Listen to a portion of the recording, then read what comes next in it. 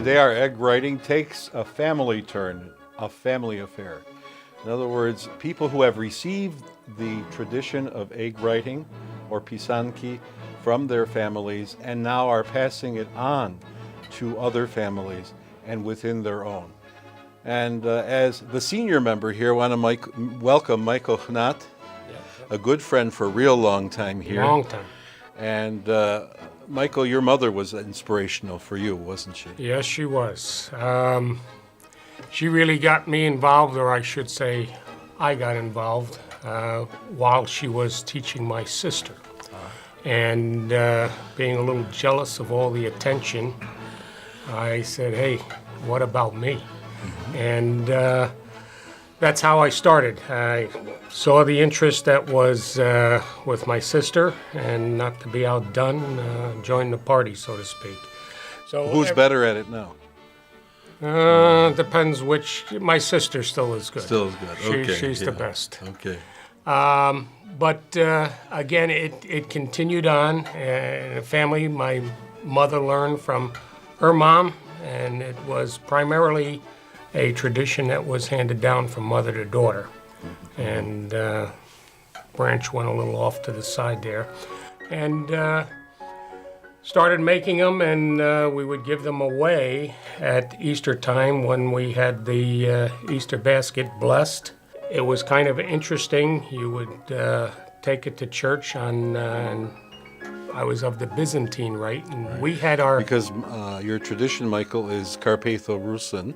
That's right. Which is just south of the border from Poland, so we're good neighbors, and Byzantine as well. And Byzantine as well, right. So we took it to church, and as the baskets were blessed on the Sunday after Mass, because there was a small parish, Elizabeth, New Jersey, we would fill the baskets. Any hole in the basket was plugged with an egg, that my mother did. And she would also bring a couple of extra on the side, and it was just a custom. Everybody exchanged the eggs. Us as children, the priest got to pick one, but only one. One of mine. One from every family. I picked my best egg. My sister picked her best egg. And my brother, when he was old enough, got his best egg. So we put them on a platter. We would give them to the priest and say, Father, pick one. So, and you had bragging rights for that year that, you know, whoever you had the best picked. egg, right? But Mom, in her wisdom, went behind the priest and said, that's the one you pick. So everybody got a turn. So there was a lot of mutuality in a lot this of relationship. mutuality, that's right. We would, again, there were no books or anything at the time, and we were allowed to go to a Ukrainian church who made the eggs, and we were allowed to purchase one, and that was our design for the year. We became very proficient at that design, and again, along with Mom's designs, we just practiced over and over and over again. You have some of those designs here, don't you? Some of the designs, and again, Mom did evolved over time because she did some of the traditional eggs, and then again, as it evolved, they became a little bit fancier, a little bit more decorated, a few more colors added, and the process just evolved. What are some of the symbols here? One of the signatures of my mom's on almost probably 95% of her eggs, you will find a cross. There's always a cross. It's either what I call the Roman Rite cross or a 3-bar cross, the Byzantine Russian Orthodox cross. That's how it just constantly evolved. Mom would stand up until her 80s at that kitchen stove every day, and she would have all of the Mass cards for people who have souls who have passed. She had a cross, and if you had a situation in your life, she would just make eggs and pray all day for the various people and the souls that everybody gets to heaven. So these are made with prayer. They are, every one of them, of Mom's eggs, were made with prayer. We started making going back, if you look at the pin drop, it's kind of difficult to get two kids standing by a kitchen stove with molten wax, both fighting over the who's going to dip their head of the straight pin right, into the wax. So, and for a couple hours on top of that. Yeah. well, for a couple of hours or how long we were interested Right. at the time, 8 years old, you know, you're not going to spend all day. Right. But she bought us a kit, and that's how we learned to do the Ukrainian style. In fact, that lady, I just visited her not too long ago in Minneapolis, Luba, Oh, yeah. Persian. She's still making eggs also, and we just took off from there. And when you say the Ukrainian style, you're talking about the stylus. I'm talking about a stylus or kiska, and it's a straight line, and you use the candle in that. So But again, you do have a persistent member of the family here, okay, that's here with us and has been persistently listening to your story for I don't know how many times, but it's even good to hear it 1,000 times. And that's your daughter Jennifer here, who's working on a particular design. What's in that design? There's some flowers, and I do a lot of like threes. Things come in threes for, you know, the Blessed Trinity, the Father, Son, the Holy Spirit. So lots of times when you do strokes, they come in pairs of three. Gives them And a that's little very extra close to the Byzantine liturgy, where every time the Trinity is mentioned, people bless themselves. Correct. So make the sign of the cross 3 times like that. Interesting. meaning. So this is one of my grandmother's designs I'm copying. I really try and stay true to some of the designs she made, but I do branch out and do my own. And what keeps you so committed every year? I think it's just a nice tradition. I think nowadays things get lost, and I think it's a nice way to remember my grandmother and to think about her, especially at Easter time, knowing that she did the same thing that I'm still doing right now. You're connected. So, yeah. Yeah. But you also share this with the wider community. We do every year at the Broadway Market. Our family sells Easter eggs. It started with my grandmother's eggs, solely my grandmother's eggs, many, many years ago when I was probably only 5 years old.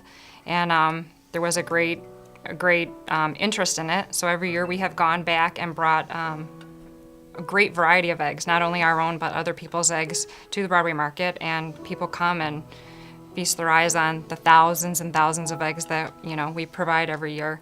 And Actually, thousands. thousands. And the amazing amount of work that goes into it.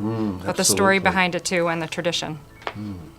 So, That's because that particular stand, out of everything else that is sold at the Broadway Market, and for those of you who are from outside the Western New York area, it's where everybody goes for tradition, especially food and various traditional items. Your stand is the only one that has traditional Pisanki on it. Correct. Because many of the other ones sell the very popular wooden variety. But this is from your own hand. it's from our own hand, and I'm an artist there, so you can meet me and I can say I made this egg, but before me it was my grandmother and my dad made these eggs. So you can actually meet the artist instead of saying, you know, this is from somewhere else. So it's kind of That's a wonderful connection. I really appreciate it. I sometimes go to the Broadway Market just to say hello to you guys. right, and many people do every year. I see you every year. I buy eggs from you every year. Or, you know, it's a nice family we've kind of built there. Exactly. And hello, Julia, Betty. Yes. What's your end of the tradition here? Well, when I was young in the 60s, a little girl, my aunt my chotka used to do the Pisanki every Good Friday. And she was out of control because she couldn't stop. She'd make so many that she would give them to the neighbors, to my grandmother's neighbors, anybody who would take them. And she would take them to the church, to the priest. And when I got about to be 12 years old, I asked her if I could try. And after many failed attempts, I got a little better at it. I still think I fumble, but because every year you only do them, so. But we'll try to keep the tradition alive. When my aunt died, my cousin gave me all her equipment. As you can see, it's just makeshift equipment, but it works. And now my cousin does it, and my daughter and my niece help in the process. So we make a day of it, and we have a lot of fun. We make so many eggs, we wonder who we're going to give them to, too, you know. So I know a family back in Michigan who they also do their Pisanki on Good Friday. And when their daughter was very young, she went up to the priest and said, "Why is Jesus, the day that Jesus has died, called Good Friday? That's not really good. But is it because we make Pisanki that day? So children really have this sense of attraction, and almost kind of like it's kind of something mystical to them, or at least they can't understand initially. Exactly. And that's the time actually to catch their imagination, to capture their imagination with these beautiful elements here, which the fire itself, the molten wax, the smell in the air, and everything create. That's really how we celebrate our Easter. And that is our Easter. And our Easter is celebrated at home, both in its preparation and its celebration after Lent, the 40 days. Do you have any of your designs here that you could maybe point out? Because you have a bunch. I'm very lucky because Elżunia here is a member of St. Casimir's Church, and she does it the old traditional way. So every year she comes and gives me not just one, but 3 or 4 or whatever she picks out. So I've got this collection This is pretty from about much 5 years. one of my designs, and what Very it beautiful. reminds me of is, I don't know, the strokes just remind me of the palms for Palm Sunday. And Very much so. I thought so. So Very I thought much that was so. really. And you have a different version of that, the color version, which I remember putting in there because it's right there, right next to the black one. Yeah, next to the black one. This one here, oh yes, this was the one I did with colored wax. That's a particular design where the wax remains on, but the wax is colored wax. And what type of wax is it? Crayon wax? We use crayons. Crayons, regular Yeah. crayons. Yeah. And just leave the wax on a white egg. Tradition that really just recently developed in Poland. And you also, I know, bring the eggs to church. Yes, traditional Easter basket. We make sure we have the white eggs and we have our colored eggs and our butter lamb and our bread. Well, here the Hnat family starts, I heard, correct me if I'm wrong, after Christmas. We do. Okay, right at your 1,000. Well, Betty here and her cousin Teresa and nieces do it, what day is that? We don't do it Good Friday because it depends on our work schedule. Like, we're going to be doing it the Tuesday before Okay. Easter this year. But you all get together, it's like a family Yes, affair. we make kind a of- whole day of it. Right. And there's also once in a while a bottle of Polish beer, I hear, on the table. And krupnik as well, right? So it's a And little we bit make of a sure fun. we go to the Broadway Market for kishka, so you can't have kishka on Good Friday, so we have to make it another day. Another day, exactly. So both the food and the combination of this ritual art allows our people to enter into the celebration of Christ's resurrection, because that's what all of creation is doing at this time. All of creation is coming to life. It's being struck by the first bolt of lightning from heaven to shake us up and say, wake up, wake up. The pussy willows bloom, the trees are blooming, and we go outside ringing bells and blessing baskets and taking them home, and not just celebrating in church and just leaving it there, but bringing those blessings. So wonderful when you take the blessed food onto the table and everybody looks at the basket and makes comments and I don't like horseradish or whatever it is, you know, but it's actually a way to taste and feel and smell and live this feast of the resurrection, which is something I think we're pretty good at. Yep.